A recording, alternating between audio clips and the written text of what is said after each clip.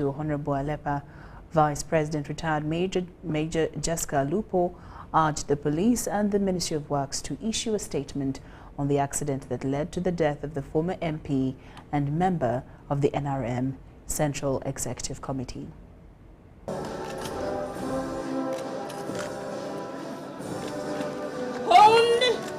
The casket carrying the body of Honorable Simon Peter Alepe was brought to Parliament aboard an A-plus funeral vehicle and was welcomed by the Speaker and Deputy Speaker of Parliament around midday on Thursday. The casket was ushered into the lobby of Parliament, where members of Parliament, relatives and friends of the deceased gathered for body viewing and to pay tribute to the fallen colleague. They also took time to view some of Honorable Alepe's debates in Parliament as he represented the people of Moroto in the 9th Parliament.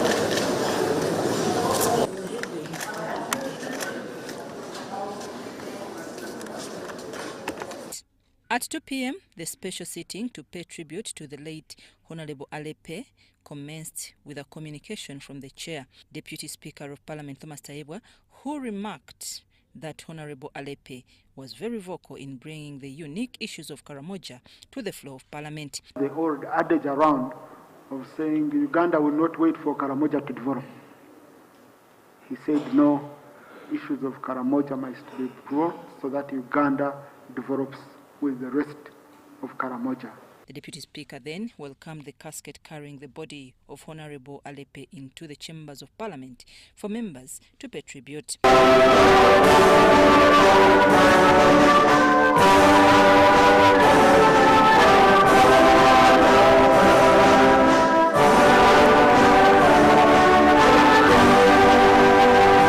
Singing the national anthem, the activity of laying wreath began, starting with the Speaker and Deputy Speaker, followed by the Vice President, then the Prime Minister and the Leader of Opposition.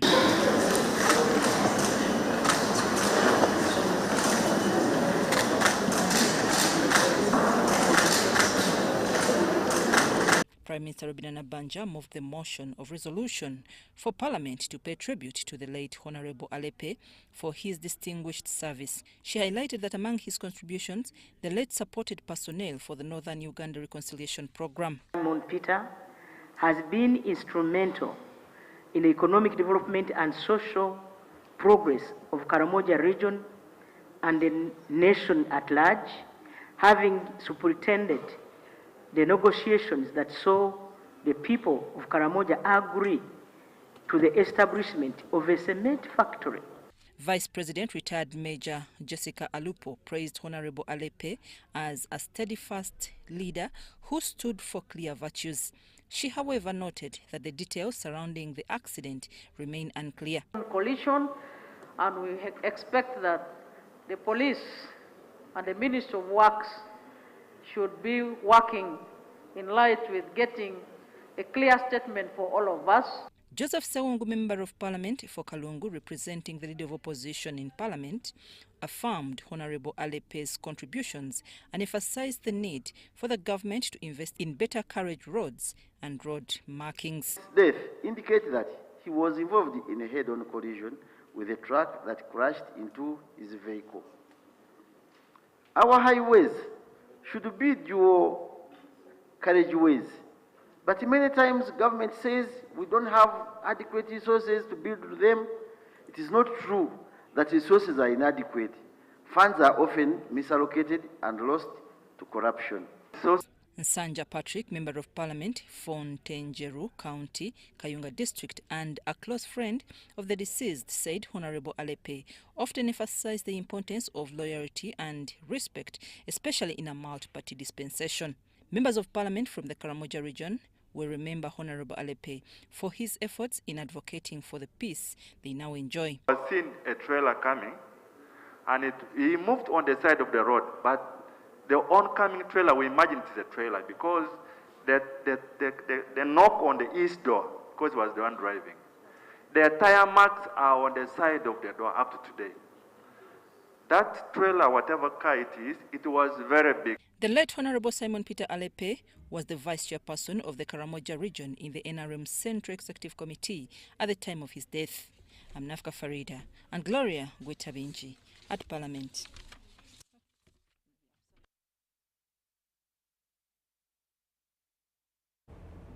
The welfare of girls and women is top among the priorities of Inner Wheel International organizational network known for charity across the world. This explains why it targets to vaccinate over 1 million girls of ages 7 to 14 against cervical cancer. The Inner Wheel president, Mamta Gupta, emphasized this shortly after touching down at Entebbe International Airport for a 2-week humanitarian mission in Uganda.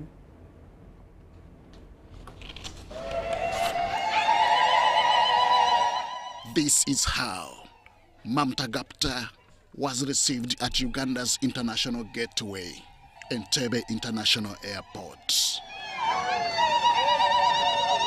The president of Inner Wheel International is in the country on a humanitarian mission.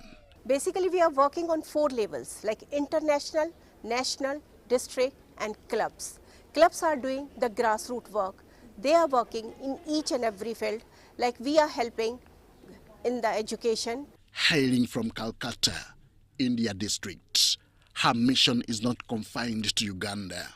It is spread across the world, where the organization has membership in 100 countries. Focus is on education standards of women and girls and the fight against cervical cancer. This year, we have taken an initiative that is cervical cancer vaccination. So our target is to vaccinate the girls 7 to 14 years age, and our target is at around 1 million girls this year. We will give them the vaccine. If we are going to Ruzira, of course, a prisoner cannot get all that she wants when she's in prison, but we try to give them. And when Kampala is doing sanitary reusable, they are helping controlling the dropouts of children. Attention is much paid to women and girls because of their value in society. Ugandan women are fortunately contributing to this cause with the willingness to serve humanity. So I'm looking forward also promoting true friendship as we stand for, encouraging the ideas of personal service and fostering international service. Established in 1924, the organization is now 100 years old with a membership of 1.2 million women across 100 countries in the world. Henry Okrut, UBC. To reduce the prolonged case backlog and ensure that justice prevails within the shortest possible time, the judiciary is set to conduct a 1-week session utilizing the Alternative Dispute Resolution ADR mechanism. This session will take place from August 5th to the 9th of August 2024 and will include cases from the Land, Civil, Magistrates, Court of Appeal and Constitutional Courts. We have the details. According to the judiciary report for the financial year 2022-2023, the judiciary closed the year with a pending case backlog of 150,000 cases across different courts at all levels. To address the issue at hand, the judiciary is to conduct a special week-long session using the Alternative Dispute Resolution mechanism. The Alternative Dispute Resolution Mechanism Week, scheduled for August 5th to 9th, 2024, will be conducted in various courts, including Court of Appeal, Constitutional Court, Family Court, Land Court, and a Commercial Court, among others. We have family crises. Succession is one of the big areas. Many of them are part of what you call case backlog. They have been in our system for 2 years and above without resolution. So what does that mean? It means, for example, that if that conflict is involving land, it means that land cannot be used because it is in conflict. People may want to build houses, people may want to build factories, people may want to build schools, people may simply want to secure even where they are. Justice Chidya will emphasize that the participation in the session will be voluntary and parties can express their interest in participating. I think many of these courts will also have a form where you can fill in. And that is going to be our modus of what? Working going forward. So we have 4 courts because we have prepared them, but the idea is it can be countrywide at the same time. So we're not that we are focusing, this is only for courts around Kampala, no. Chidiabwile also highlighted the achievements of ADR in handling cases since its inception in 2023, expressing optimism about the upcoming session. This can be done within hours, and a decision is what? Agreed upon, and it is recorded by the court. And this has resolved many things. It has reduced, for example, the period where people have to remain on remand before the cases are heard. It has helped to reduce the ratio of remand to convicts in prisons. And I think it has made the criminal justice system just simply more efficient and effective, and it is growing. Our people here in the public relations can give you more detailed statistics if you want about this. According to the acting chief registrar Rose Varebe, over 75 accredited mediators are prepared to conduct the session. Beginning today up to the 31st, the Alternative Dispute Resolution Committee will have an exercise to assess the readiness of courts.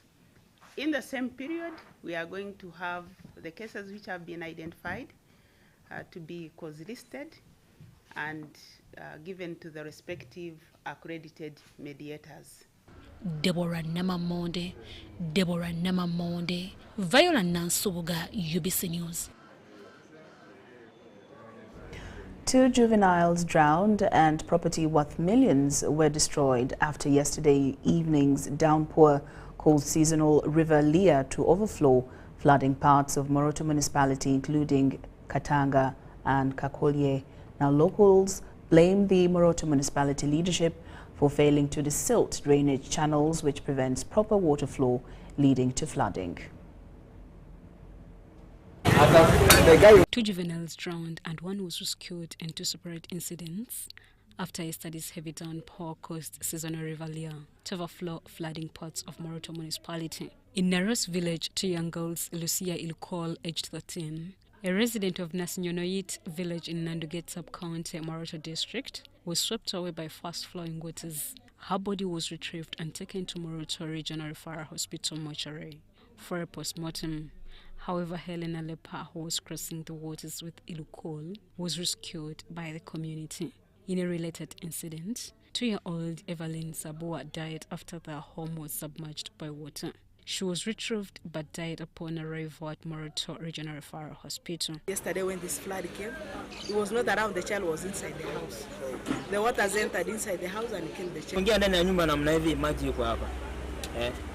Sasa mimi nabaki kama mimi natafuta mtoto namna hivi, mtoto hakuna. Nimeingia hakuna mtu anaweza kusaidia. Maji yuko mingi sana. We really feel sorry for the incident, for the families. So we lost almost 3 people, 1 survivor that was rescued, 2 children that died.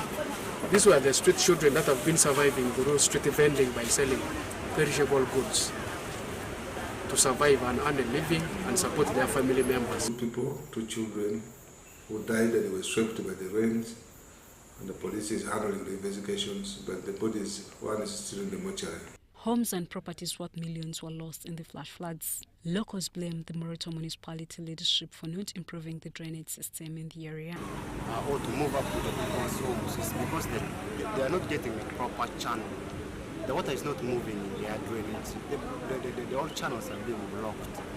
And into this, just because if it rains again, we shall lose more than what we lost yesterday. So right now the locks are there. That have been taking place within Moroto. We have been having a lot of rains all over recently.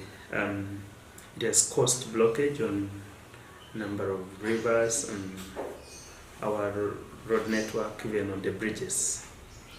Moroto Municipality Deputy Town Clerk Longole Gideon explains more.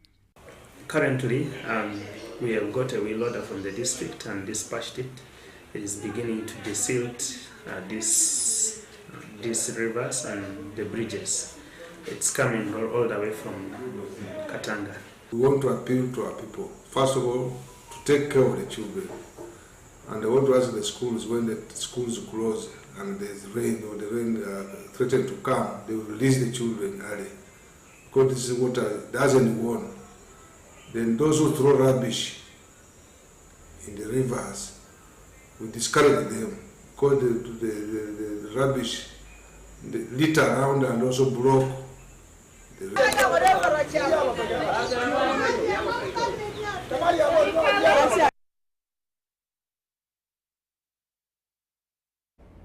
Now, the Secretary General for NRM, Richard Todwong, has passed out a group of cadres who have trained in national ideology in Agago district. Todwong emphasized that despite the difficult past faced by the people in the northern region, the NRM government brought peace, which should be a catalyst for development. He encouraged the people to save and get involved in development initiatives. Ivan Kahwa reports with more.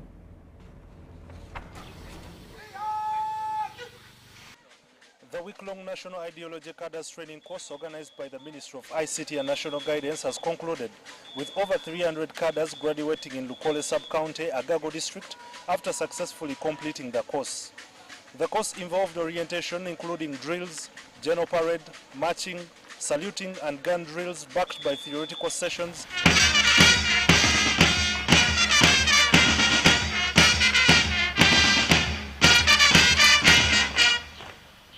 Cadres have been very, very enthusiastic to learn.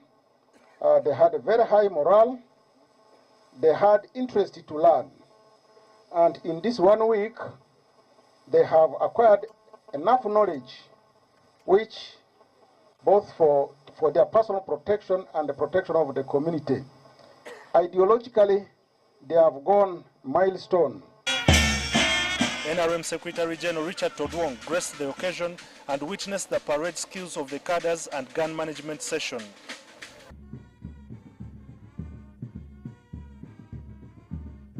These cadres have presented a paper position with resolutions committing to become change agents in the areas they come from, provided they are given the basic necessities required to achieve their targets.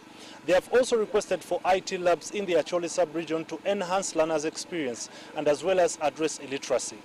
You request for support with requisite tools and inputs like small-scale irrigation equipment, oxen, ox plows and heifers, coffee seedlings, banana suckers, sunflower seeds, simsim seeds to promote the 4-acre model, which will inspire the communities to engage in productive work and inspire socio-economic transformation. We resolve to support in mobilizing the community and individual families to be vigilant on security threats such as environmental degradation, homosexuality, sexual trade, witchcraft, and cyber crimes, among others. Agago District RDC James Kidega acknowledged the effects of corruption and requested that the cadres be fully supported with capital to develop themselves while they also support the development of others. Those one who can still go to school, let's send them to school. Those one who are businessmen, let us give them support, capital, so that we start blaming them afresh. Because they are getting settled in their mind. This is product. These ones are product of camps. But they're also getting to know that the world is different. NRM Secretary General Richard Todwong narrated to the cadres the history and impact of war in northern Uganda and commended the people of Acholi for their resilience. I am introducing you to the thinking of NRM because that was how deep-rooted, divided Uganda was. Now when NRM came, we in the north will receive NRM with war. And we did not understand the ideology of NRM. And so we continued in war for more than 15 years, up to 2007, that the camps were dismantled and people went back home. So almost more than a half of the time of NRM, we were in war. We did not understand the preachings of NRM. We were appreciating NRM through security and nothing else. He praised the strategies put in place to train leaders of Acholi to build themselves.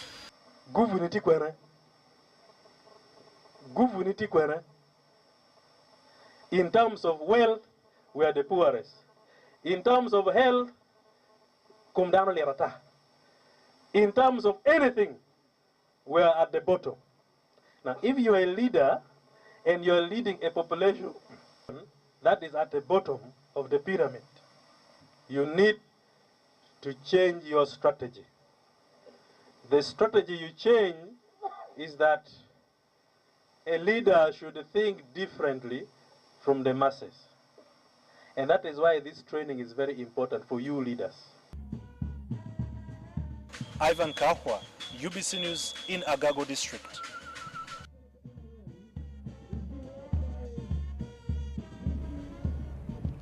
Now, former Deputy Rubaga Division RCC Anderson Borora has been released on a cash bail of 5 million shillings by Buganda Road Magistrates Court.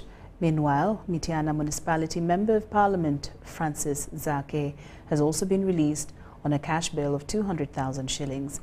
Zake was released along with 9 others accused of participating in an unlawful assembly. The Law Development Centre Court filled with relatives, NOP leaders and supporters. MP Francis Zake appeared in the dock before Magistrate Martins Kiria Zake's legal team asked court to grant him bail by presenting Alan Sewanyana, Nyeko Delika and others as sureties.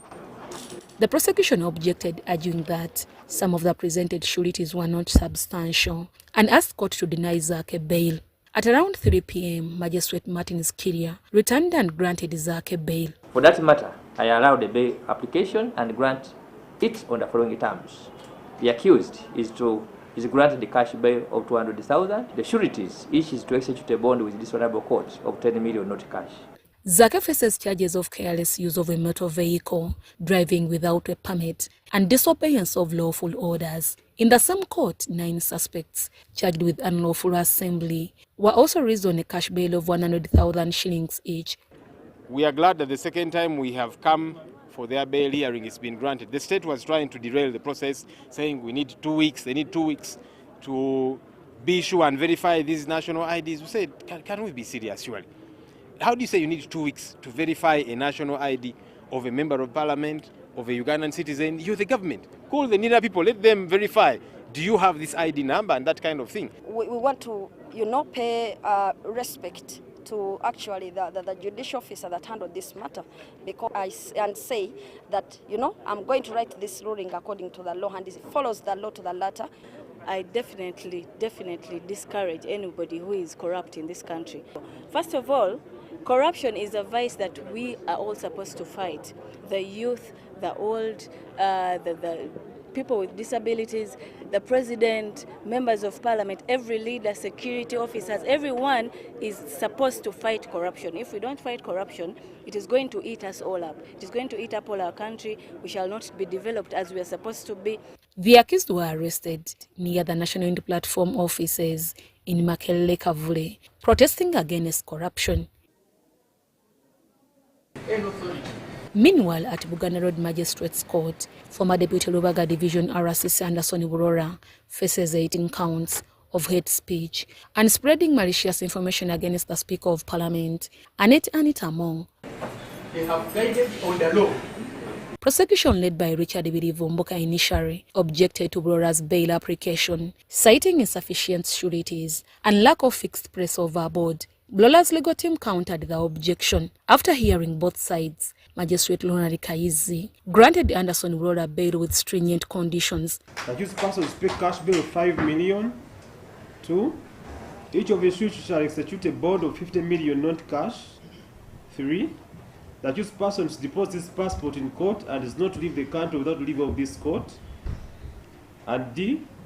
The accused hereby ordered not to post on all his social media handles anything that relates to Right Honorable Anita Among or make reference to her personal office And if it does... Court adjourned until 22nd August 2024. The prosecution alleges that Blola Anderson demeaned and promoted hostility against the Speaker of Parliament, Anita Among, by calling her corrupt, a kidnapper, a murderer, using his ex-handle at Ada HB. Deborah Namamonde, Nansubuga Viola, UBC News.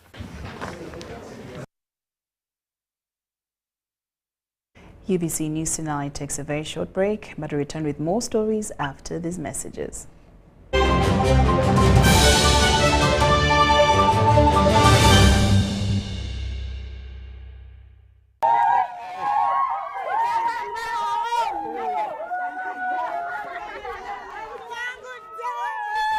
Amanya gange nze Namutebi Sharon nga nkolera wano wennyini Saka Kirombe oba Makindye. Empangula gye nawanguddemu ssente mbadde nga nkozesa mobile money nga nsindika school fees w'omwana ku ssomero. Okutegeera nti mpangudde, nze mutima neegambye nti kambalinde bamale okujja ndyoke nzikirize nti mpangudde. Kyennyinza okubagamba nti si byabafere, weewaawo abafere gye bali, naye ennamba eri emu yokka era bw'eba ekukubidde omanya eyo si yabafere. Mpulira bulungi nnyo nnyo nnyo era ndi musanyufu nnyo. Naye MTN mobile money mbebaza nnyo, mwebale nnyo, mwebalire. Together we're unstoppable. Gold. We all want it. That soft yellow glow of a subdued sun in your hands. That precious polish of elegance. To hold it is one thing, but to taste it is everything else. Relish the satisfying taste of a beer, unmatched in quality, unmatched in consistency, and with 23 Global Gold Awards. A beer unmatched in gold.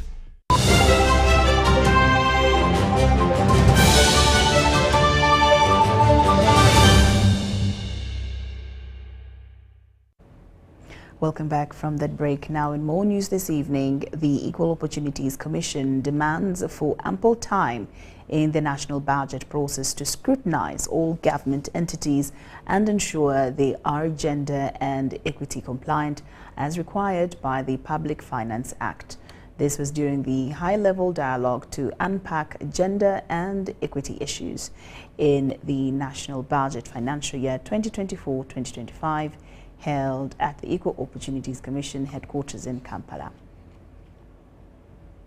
Is in the Public Finance Management Act of 2015. All government entities required to comply with gender and equity requirements and obtain the gender and equity certificates for their annual budget papers to be approved. Currently, the Commission is allotted a total of 15 days to assess plans and budgets of over 162 government ministries, agencies, and over 174 local governments and ensure youth, women, people with disabilities, older persons, and other categories of vulnerable people are considered. That is progressing with the assessment of the national budget and ministerial policy statements on their sensitivity and responsiveness on gender and equity issues. During the dialogue held by Equal Opportunities Commission and experts on finance, the Commission chairperson Hajat Safia Nalejuko says, as a result, many entities go without checking their gender and equity compliance levels, noting they require at least 45 days to carry out this vigorous exercise.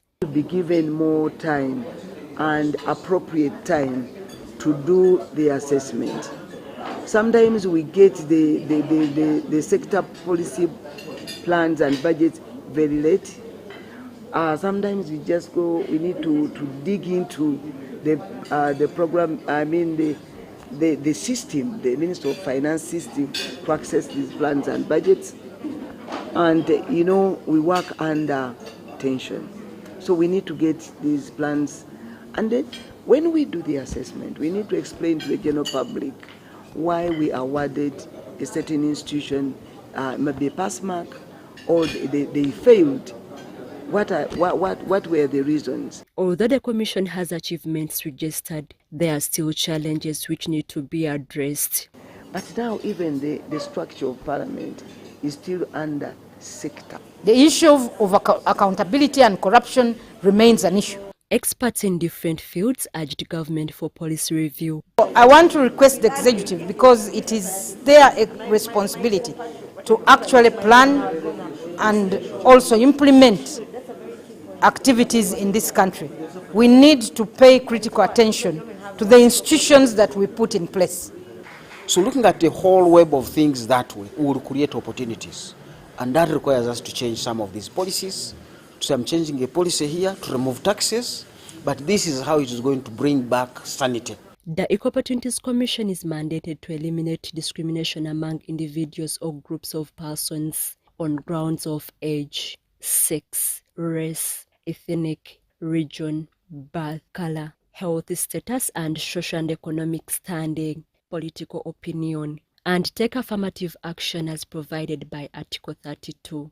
Susan Nabugudde, Rebecca Nantongo for UBC News. 32% of the youth in school undergo drug abuse, a vice that affects their mental and social well-being, hence resulting into school dropouts. With this, parents have been urged to be at the forefront in ensuring children desist from such acts. Dr. Agre Chibenge, the Permanent Secretary, Ministry of Gender, Labour and Social Development, made the call during the 3rd National Prefects Conference 2024 held in Kampala.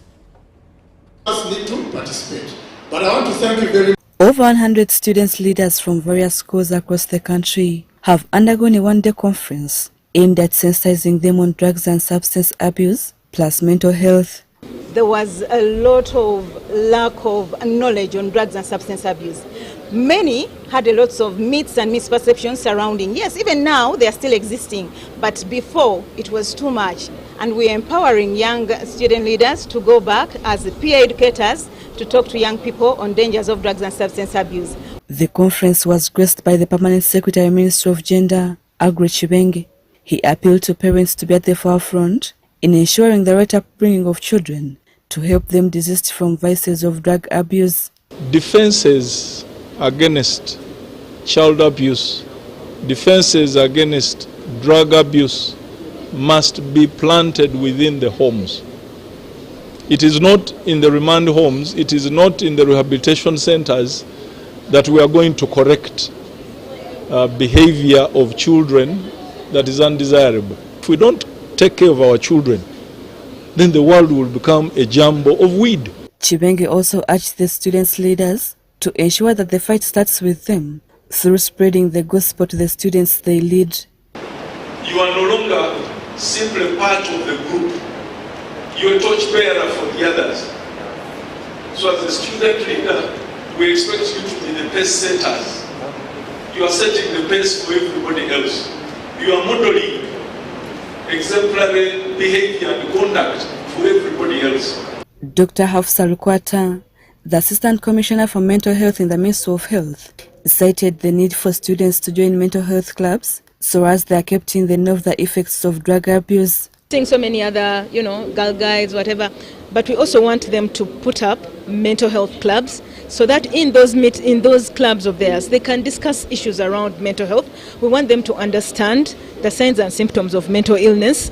We want them to understand that when someone has a problem, what can we do for them? Other participants who attended the conference commended the cause. There are many ways of smuggling drugs in schools, but when you touch the minds of children and make them understand that it's bad, I think that is one of the big remedy we can use to reduce on usage of drugs in schools. The 3rd National Prefects Conference 2024, spearheaded by Drugs Sapana Initiative, was held under the theme Drug Abuse Effect on Mental Health. Rebecca Nantongo, Robert Katamba, UBC News.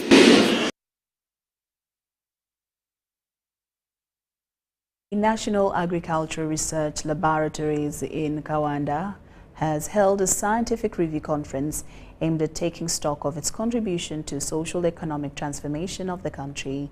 The Deputy Director General, NARO, Dr. Swidik Mugera, who officiated the opening, appealed to researchers to venture into market intelligence-led research to benefit the target audience. We have more.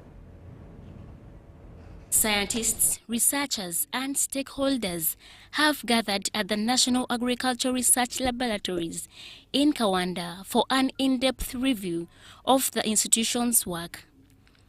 The conference highlighted several key achievements and initiatives that have been pivotal in driving agricultural innovation and boosting the country's economy. The high-yielding banana varieties that are resistant to pests and diseases, actually climate resilient. When you grow them, it means you have high productivity. Now, I talked about irrigation equipment generated by one of my programs called the Biosystems and Agricultural Engineering. The irrigation facilities or technologies, the land management practices I talked about, all those contribute to agricultural production and productivity. The institution has made remarkable strides in various areas, including crop improvement and conservation, pest control and sustainable farming practices. These advancements have both increased agricultural productivity and empowered farmers with new technologies. The Deputy Director General in charge of research coordination, Dr. Sadiq Mugerwa, emphasized the need for market-led intelligence research. And the fifth is market intelligence-led research. As simple as that. Market intelligence-led research. Before we engage in any research pipeline, we are supposed to undertake a comprehensive market intelligence. Map the market segments. Understand what each market segment is interested in. Through research, NARO has been able to develop resilient crop varieties which can withstand the challenges posed by climate change and crucial for enhancing food security.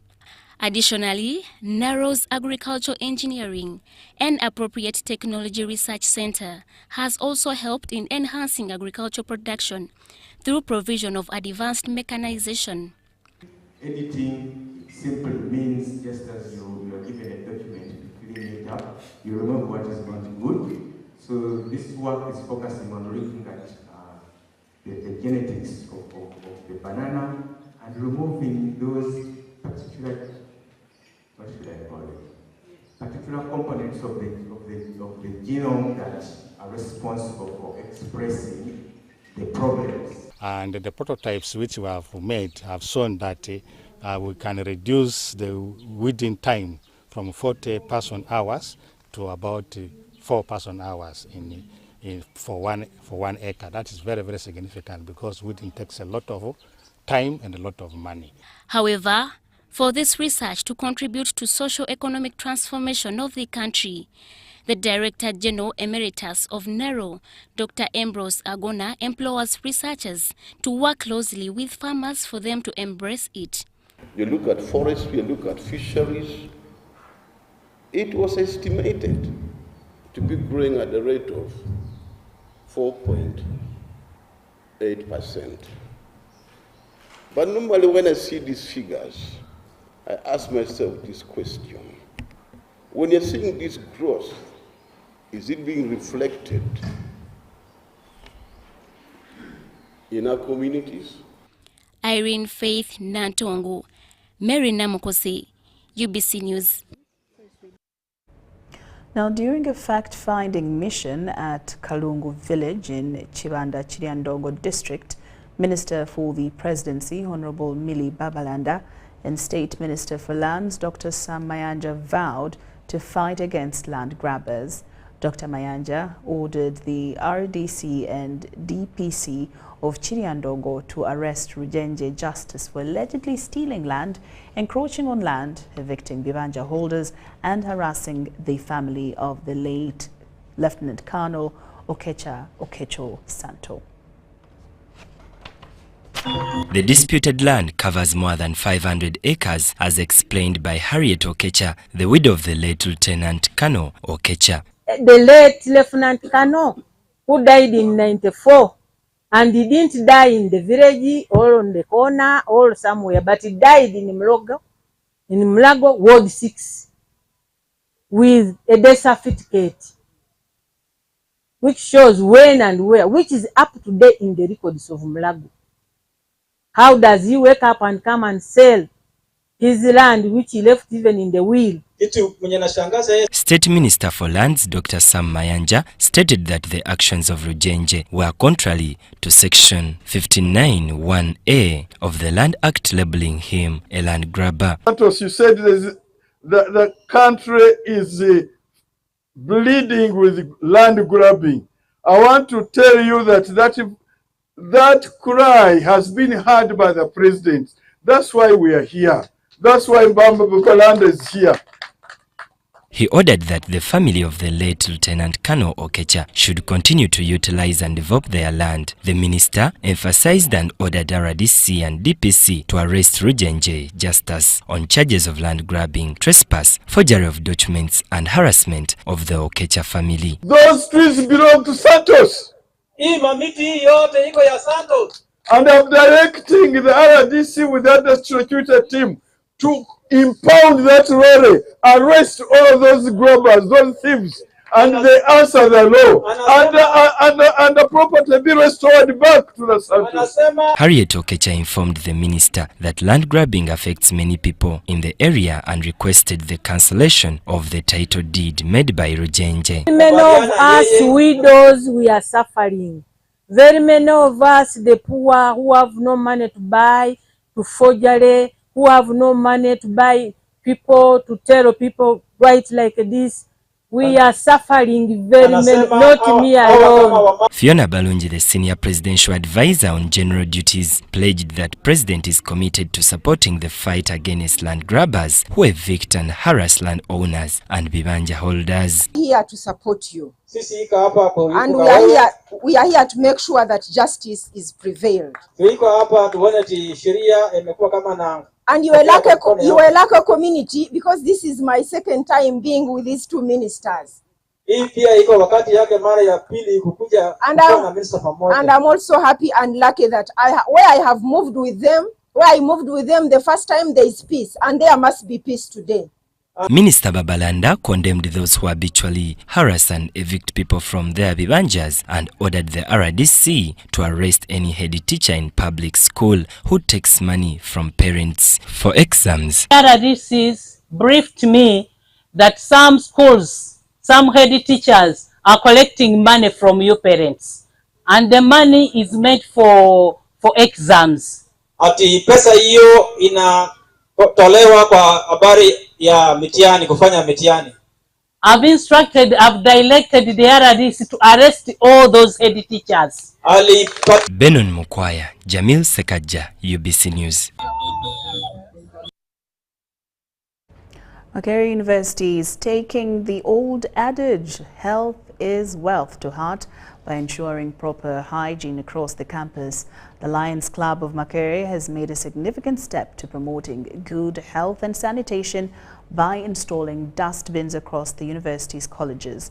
This initiative was launched by the Lions Club's International District 411B Governor Benon Katate Tumushabe in collaboration with the Lions Club of Makerere University. Makerere University Kampala hosts the highest concentration of learners in the country at any one time during a busy semester. A clean environment is therefore essential to ensure that this population of nearly 50,000 remains healthy. To promote cleanliness and good hygiene, the Lions Club of Makerere University has undertaken the task of enhancing sanitation at Uganda's premier university. The dustbin project was launched this Thursday by District 411B Governor Benon Katate Tumushabe with support from the Lions Club of Makerere University members. This project aims to minimize littering. Here today, we are in Makerere University, where the Lions Club of Makerere University has taken a decision to do something good. They have donated many dustbins, we can call them dustbins in simple terms, where rubbish will be collected and safely disposed of. Environmental protection is one of our areas of focus, as I've already said, And this university houses very many people, in tens of thousands. Therefore, the chance that there is a lot of litter is being reduced. And we know that this litter, unless it is well managed, it is damaging our environment. The president of the Lions Club of Makerere, Dr. Rachel Ndungu, expressed her excitement about the dustbin project, highlighting its potential to create a clean environment at the university.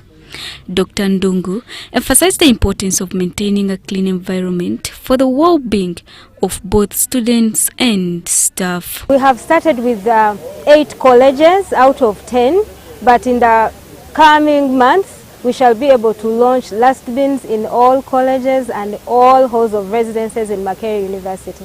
The chairperson of Region A Lions Clubs of Uganda, Charita Twine, commended the Lions of Makerere University for their dedication to serving the less privileged. Here in Makerere, we planted more than 1,000 trees. We even have a project for Lions Clubs where we've planted many trees, and every year we plant trees and we encourage members of the society and the community surrounding us to plant trees. Governor Benon Katate Tumshabe's visit to the Lions Club of Makerere is part of his itinerary as he embarks on his term of leadership for the 2024 to 2025 Lionistic year as the Chief Executive Officer of the Lions of Uganda.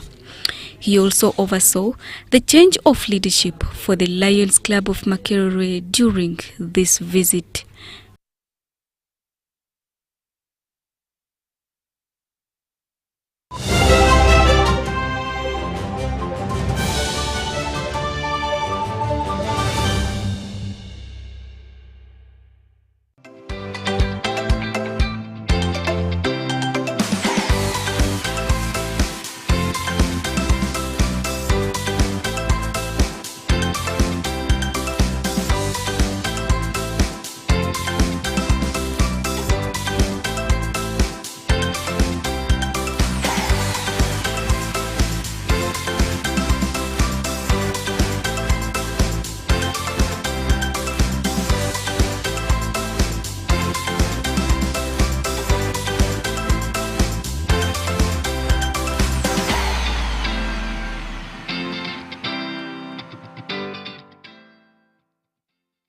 Radio 7 masindinga bulijjo egenda kujjaganya emyaka 3 mu nsike nga 3 ogw'omunana 2024 mu kisaawe ky'e Masindi anti Lwata Mabaale. Eno Lwata Mabaale Sobodonkoli nga bulijjo nga bw'okimanyi ebyokulya n'ebyokunywa byonna bya bwereere ate tekuletedde abayimbi ab'amaanyi Eddie Kenzo ne Big Talent yonna lukoba ku lukoba kugasa n'abayimbi b'e Munyoro bonna tutandika ku makya tukigalewo ku makya g'enkeera okuyingira mu mutwalo gumu gwokka jangu onyenyegali b'enjole mu Lwata Mabaale anti nga Radio 7 ejaganya emyaka 3 mu kisaawe e Masindi nga 3 ogw'omunana 2024 tusookawo n'ebyemizannyo omuli omupiira okubaka okudduka nga biwagiddwa Kigara Sugar Limited chairman kwa drinking Balam Sounds Baitu Group everywhere you go MTN.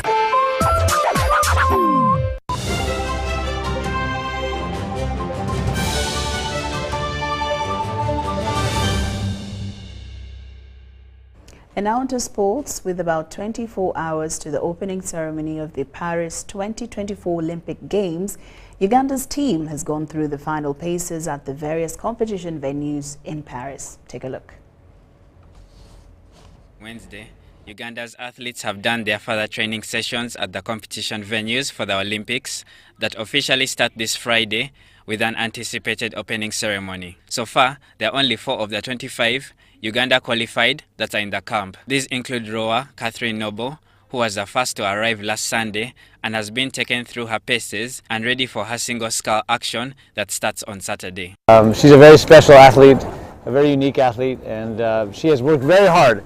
We have 2 things we think about all the time, which is honor the effort and honor the care. That's our theme. Honor the effort and honor the care, because she does that every day. She cares so much and she has put a lot of effort in what she does. So this is Catherine Noble's second Olympic Games, and she will look to better her 26th position last time out. Also in France is cyclist Charles Kajimu, who who arrived with a pedigree of being African Games cyclist champion. Kajimo will contest with a 75-kilometer road race on Sunday, 3rd August, against no more than 90 others, including rivals and nemesis Rwanda and Eritrea. Yeah, this is today is my first day of training, and yeah, I'm going for a small ride and yeah, to see how the body feels so far.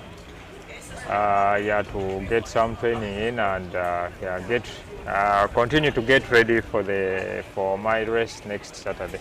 The swimming cast of Jessie Sengonzi and Gloria Muzito is also in and has trained at the glamorous Aquatic Center in Paris.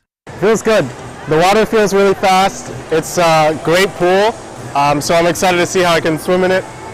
Yeah, the training's been good. I feel really consistent, so I'm excited to see how fast I can go. Jessie Sengonzi will do the 100-meter butterfly, while Gloria Muzito, who is an African Games bronze medalist, is entered for the 100-meter freestyle. I'm just going to make sure to work. I know I've done hard work, so I know it will be good. Uganda's international technical official, Max Kanyerezi, speaks fondly of this aquatic center at the Arena La Défense in Paris. It's great. We have a training to train technical officials later on today, so it's something we're looking at, and we're really looking at bringing them to a standard of the Olympics. They're excited. Some of them it's their first time, others have been here 8 times, so it's great. The next batch of arrivals in the Ugandan camp is on the 29th July and will be the athletics team led by Joshua Cheptegei and includes Jacob Kiplimo, Peruth Chemutai, and the 5,000-meter girls, among others.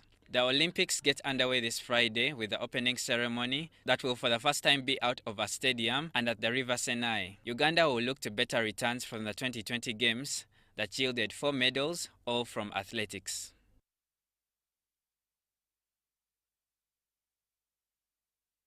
That UBC News Tonight has come to an end. Thank you so much for your company. Now, on behalf of the team working tirelessly behind the scenes and myself, we do wish you a blessed night. I'm Lorene Masika Kazimoto.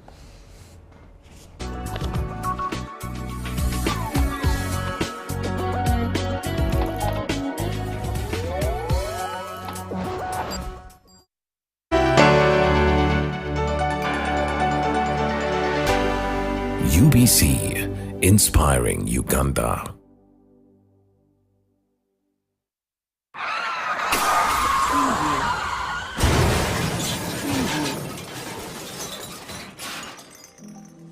Shocking statistics on road crashes in Uganda show that there were over 23,608 road accidents in a single year, 2023. This highlights an increase of 16% compared to the previous year. The Uganda Traffic and Road Safety Report of 2023 also shows that there were 24,728 casualties from road crashes, with 4,806 people dead, 16,700